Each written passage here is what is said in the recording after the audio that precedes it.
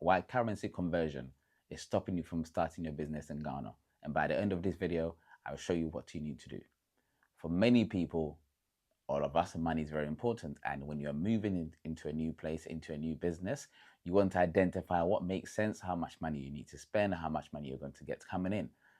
But a lot of people are not moving forward because they are calculating the currency conversion back to the country where they live in. So they look at things and say, if I start a business in Ghana and I make a certain amount of money, how much is that money back in the country I am in right now? And there's nothing wrong with that. But here's the thing.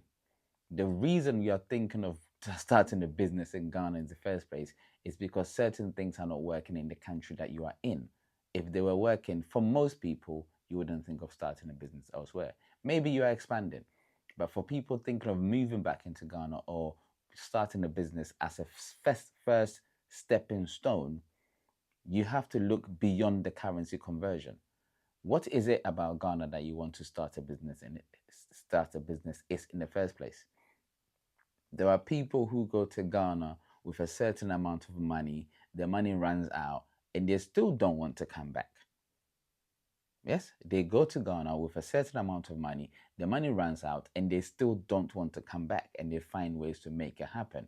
So the reason why the currency conversion doesn't apply in that area is because you are measuring something that you can't measure. You are measuring the intangible asset of Ghana, the peace of mind, the opportunity to roam, the business opportunities that's there, the bigger rooms that's there, the friendly country that is there.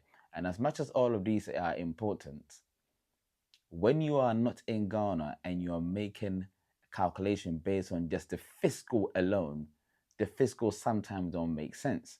But for those who have been on the ground and understood that mental wealth that comes with being on the ground, that's it, mental wealth that comes with being on the ground, the opportunity that there is being on the ground, seeing people who look like you being on the ground, identifying business opportunities that don't exist in that diaspora being on the ground, currency conversion don't matter anymore. So if you haven't been to Ghana, or you have been to Ghana maybe once or twice or maybe none, whatever the case may be, but what is stopping you is the currency conversion, I would like you to look at the intangible assets of Ghana.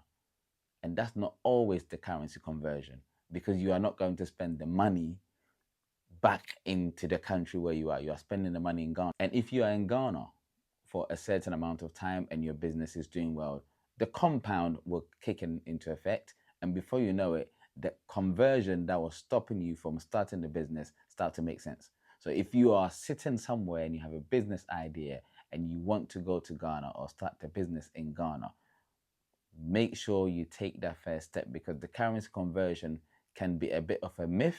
It can be a bit of a barrier, and it stops people from starting businesses. At the same time, there are great young people in Ghana who need jobs, who need opportunities, and these currency conversion doesn't take into account the amount of people you will be helping to make sure that you help the country develop people, build capacity, and all those wonderful things.